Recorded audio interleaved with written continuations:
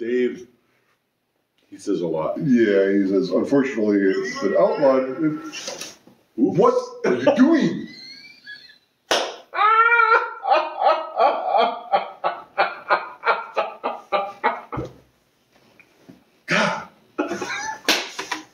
Don't worry about it. Don't worry about it.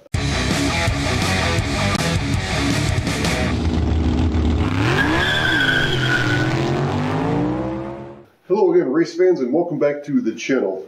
About a month ago or so, and sometime in March, I guess, I put a video out asking the viewers to send in pictures of your favorite slot car and a brief description on why it's your favorite. And we got quite a few submissions, and we got Slater here now, and we're going to go through those and give you our dumb commentary, I guess. Yes. So we're just going to get right into it then.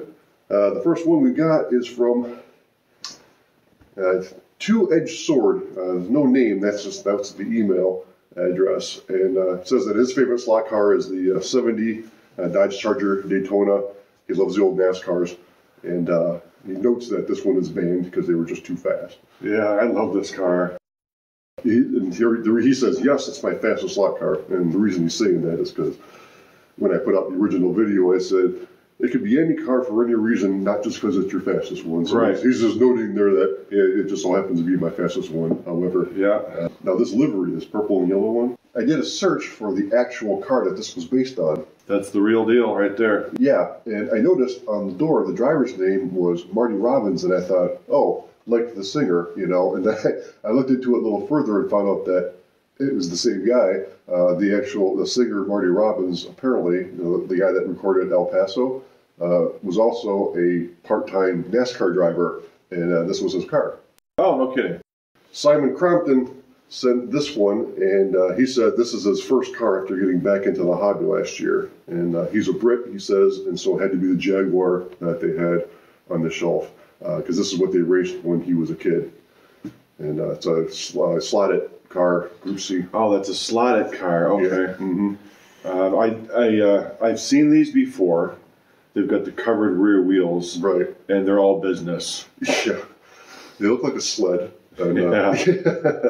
I'm sure it handles pretty well. Yeah. Get this rear spoiler; it just comes straight out the back with right. a pro stock drag racer. And so, also Simon writes in. He's got a YouTube channel. Simon Says, I believe it is, and he's got a review on this car on his channel. I'll put a link in the description. Let's watch that. Yeah. Next one from Nathan Godwin. Boy, I love those cars. I knew you would like this one. I knew you would like this one. Yeah, I've got one. New car. I got to have a new car to block for the truck, you know. Speedy car.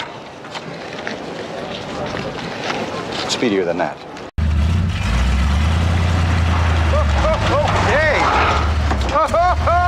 Yeah. So he says that his first AFX slot car was the Bandit TA. We had those too. Right. Very early 1979, probably, we had a set that had the Trans Ams in them, which still have them too. And then he upgraded to the 32nd scale like we did too. Well, his car looks a lot better than yours. Oh, yeah. Yeah, mine looks a hell of a lot. That's not even have all the pieces to it anymore. Yeah, yours is sitting in the park over there. Yeah. And this is one of those cars I wish I had a pristine one. He says he just got this a couple of weeks ago too. Yeah, they re-released them, I believe. You can tell it's the reissue because it has the silver wheels and not the silver gold ones. Right. Yeah. A great looking, sharp looking car. Keep it in a box just like that. I wish I could get the glass too, because I broke the T-tops out. That's right, your T-tops are missing. Okay, next one here. This is from Rich, and I love this story too. It's a Pioneer 67 Camaro. It's an exact model of the first car he ever bought. He says he came home SEA, which I think is Senior Enlistment Academy, walked into a showroom in New Mexico, and there it was. 396, 350 horsepower, 4 on the floor, and he left there with a lot less of his $2,700 enlistment bonus. He also states that it's a shelf queen, and there's absolutely nothing wrong with that. My first car, I think Scalextric makes one. Oh, the 78 Camaro? Yep. Yes, they do. Okay, Gary Whittle He says, this is my favorite car because it's the most challenging to drive. I like that as a reason. I do too. Yeah. He says you put some urethane tires on it to make it drive a little bit better, or a lot better actually. He says it's the slowest car, but it looks great, and it does. I was just admiring a Mustang in the store yesterday when I was in. It's all kind of tan yellow car, okay. But it's the same Mustang. It's the same one. Yeah, it's pretty cool looking car. Yeah, that's a sharp looking car. I like that. Okay, now Dan Curry. This is another one I really like. This. I like this submission. Yeah. So Dan Curry writes. He says that he just finished building his first slot car track since he was 7. It was 61 years ago. So that's what he says. Time flies faster than that very ugly but very fast Porsche Pink Pig. I never liked that Pink Pig either. I don't really like the livery on it, but it is a popular car. But I love this photo. That's him in the middle with his 2 cousins. Yeah. With their slot car track way back when. Reminds me of that the whole movies we had of our first track. Now, what he says is his father grew up as a Chevy salesman and would bring home cars all the time, and he had sat into a 68 Corvette. I'll never forget it. And so, oh man, those are great cars. He still never owned a real Corvette, and so for the meantime, his favorite car is the yellow C7. Yeah, the yellow C7 number 3. It's such a sharp looking car. I love C7s. I love a lot of Corvettes. I think they're great. Yeah. They handle well too. We've got these C7s. They drive as good as they look. This is that home movie that old photo reminds us of. This is our first slot car track, Christmas 1975. Steve Adams, he writes, such a challenge, over a third of the 300 plus slot cars he owns are Corvettes. So he's got over 100 Corvette slot cars. I'm jealous. Envious. I know, what you got, like 7? I have 6, I think, or something, but... So, hard decision. He says it came down to the Sebring, Spirit of Sebring 65. Not just because he managed to keep the spoiler in one piece. I think it's just because this is the one right here. Right. This is the one right here that if somebody has one for sale, I want to buy it. Oh, right. Because I meant to buy this car when it was out, and I didn't. It looks like he's got. Oh, is this the 32nd scale? Yeah, it looks like it. Okay. It's an evolution car. Okay, I got you. Yeah. But this one thing, for those that might not know, that pretty much everything Carrera distributes is limited edition. They'll put them out, especially the cars that are modeled after real cars, race cars. When the team changes the livery, Carrera changes the livery too, and that car that you used to be able to buy, you can't anymore. So a lot of times they become collector's editions real quick. And this is one that you can't get anymore. Yeah, we've learned that if there's a car that you want, you go get it. Absolutely. Because it won't be there next month. So I like this note he put in here too.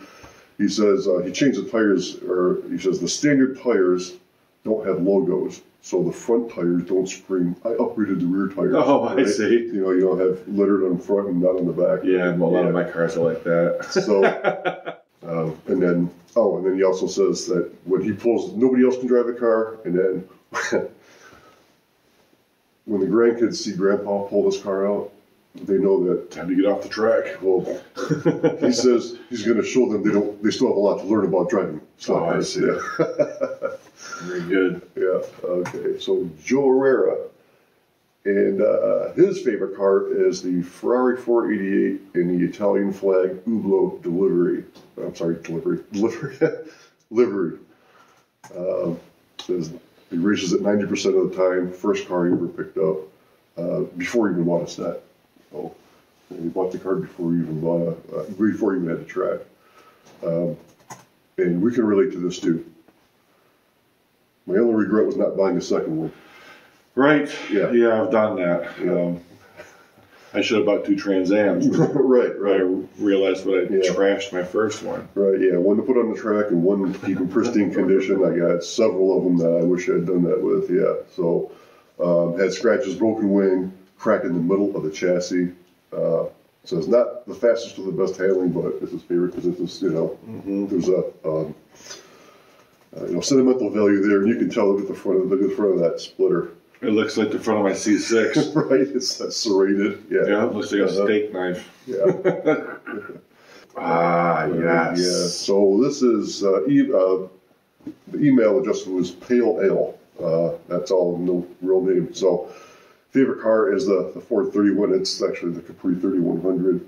That's a cool car. Yeah, it is a cool car. And now he says he's working on it, like he's starting to build it. So I'm not sure exactly what he's doing. I don't know if he's like he may be doing tires. He may be doing motor. You know, maybe he's doing magnets. Maybe he's doing some stuff like that. Yeah. And I like this car, the deep dish wheels. You know, the offset stance and all that with the wire wheels with the gold. Yeah. Okay. So Rob DeLeon, it says his favorite is the Ninco little bastard Porsche 550 Spire, his all-time favorite car.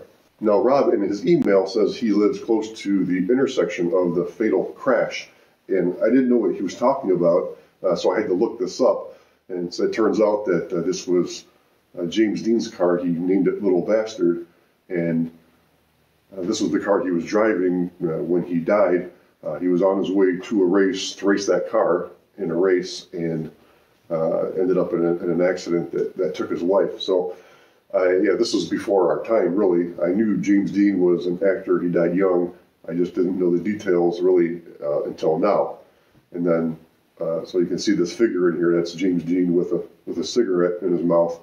And Rob states that he likes to run the car around the track doing the victory laps that James Dean couldn't do because ultimately he never made it to that race. Okay, so Trevin Owens says he loves slot cars, Miller Lite, and NASCAR. And so he sent a picture of his truck, and I'm glad he did. I like it. That's nicely lit. It is. That's really cool looking. That's a very nice job. It looks like he's got plenty of cars down in the garage space. Yeah, so That's a decent sized track too. Yeah, it is. Yeah, the track looks great. And he also did send a picture of the car that he painted up. This is one of the original Carrera COT. Yeah. This is the Miller Lite livery of Brad Keselowski's car. So this is the real one that he modeled it after. Did a great job of recreating the livery. Good job. Yeah, it looks great. Damn. And then, just like you, I like that white one. Yes. This one? Oh, yes.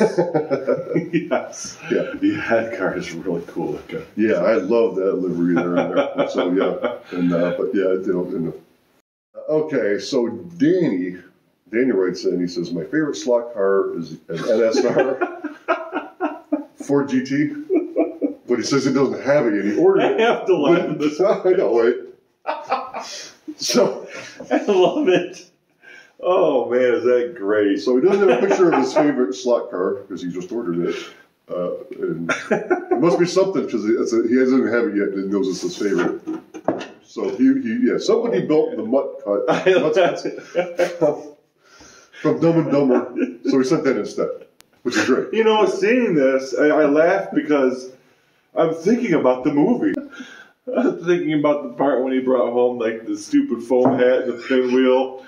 Just what we need. Yeah. I'm gonna go to the store. Okay, just get the bare essentials. This'll last of our dough. Hey, what do I look like?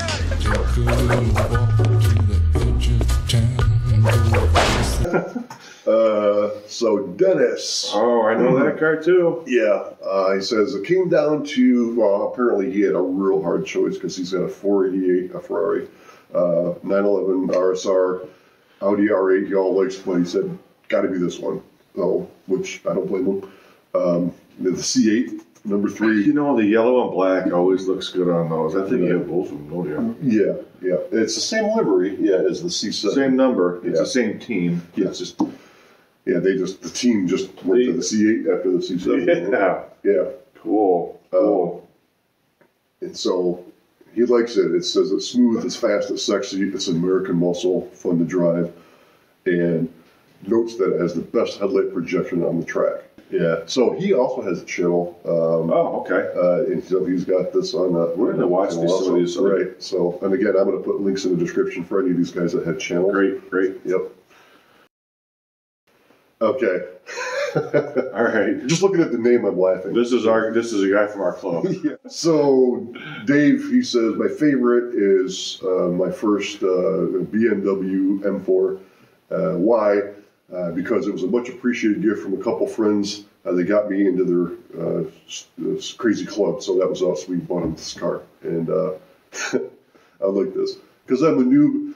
It does pretty well in my numerous unintended auto slot and off-road excursions. Slides very well on its roof or its side without significant damage. Yeah. Now Dave goes on and writes a dissertation, even though we said not to. Yeah. So he decided to make a new body for it, and he had some balsa scraps, and he made a Cybertruck. I remember when he brought that thing by. When he first sent it to me, it was on my phone. I had a picture on my phone.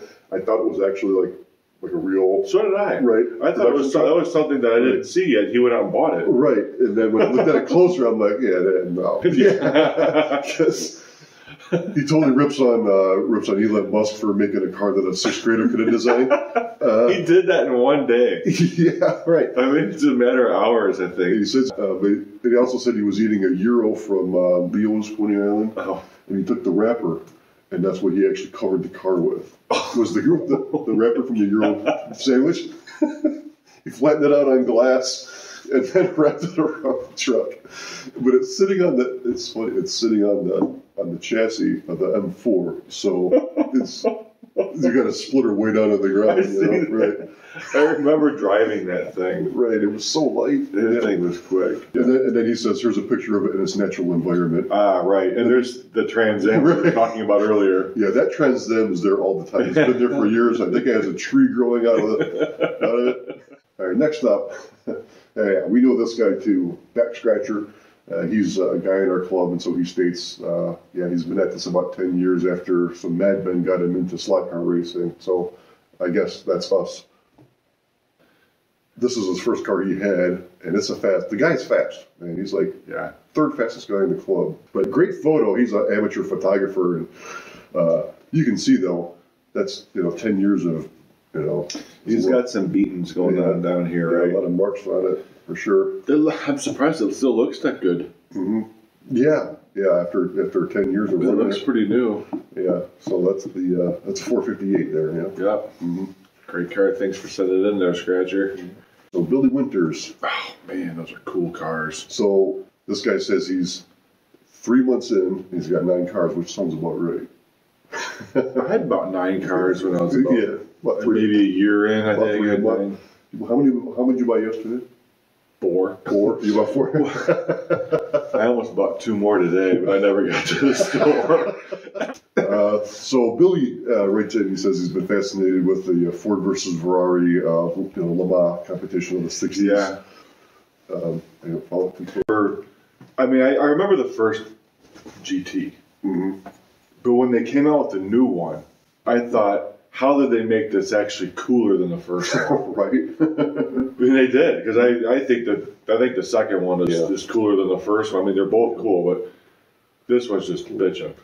So Billy says that plain fun to drive holds the track record on his track too. Ah, man. So I'm gonna have to retry this car. Yeah, we haven't had luck. We've had a couple members have these cars, and they don't stay slotted too well, especially like hitting a lane changer at high speeds. I don't know what it was, and maybe we need to just reach. Maybe I'll just buy one tomorrow. We'll work on it and see if we can get it to stay slotted. Yeah, and on a slower track, it's probably perfectly fine. But ours is with such a high speed track, it might exploit a weakness that that's in the car. Last one here, Marty Ford. Marty Ford, he's got a slot car channel also under the name Marty Ford. And he says, here's a pic of my favorite slot car, Thunder Slot Alpha. And that was it. I love the way the driver's not facing forward. Right, looking sideways, yeah. So this is this Alpha, this is a McLaren. McLaren Mark I Alpha. Mm-hmm. Yeah.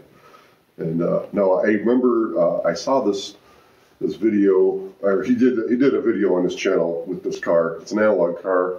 It's really quiet, really smooth. It's kind of like reminds me of your C6. My C6 makes no noise. Right, yeah. Yeah, super nice, smooth, fast car and all that. And when did these run? Back in what, the late 60s or so? yeah, the Elvo came out in '63, ran till about '67, I think. So what's funny is Marty gave me a heads up that he was going to be submitting something for this, and I was fully expecting it to be his UOP Shadow Can-Am. I think he did like 2, maybe even 3 videos with that car in the thumbnail because he liked it so much, and it just surprised me when he submitted the McLaren Elva, which is fine. It's a cool car and all, except that he didn't include any information on why it was his favorite car. And so Marty ended up turning his assignment in late, so I'm docking him a letter grade for that. And then also he didn't follow instructions, and therefore I'm going to have to give him a C+. C+? Oh no, it can't be. C+? C+? We really enjoyed going through this and seeing your guys' cars. And for those of you that haven't turned anything in yet, you currently have an incomplete. You can still submit your favorite car, and when we get another batch of, 10 or so in, and then we'll go ahead and do this again, because we really had a lot of fun. This was neat. I hope it was fun watching it on the other end. I hope so. mean, it was fun doing this whole thing. I hope it was a good watch, seeing your car up there and us talk about it. And I really liked all the information about it. And the stories behind it are fun to see too. As usual, we appreciate you watching. Subscribe if not already. Give us a thumbs up. It really helps out the video. And we'll see you at the finish line. Right out.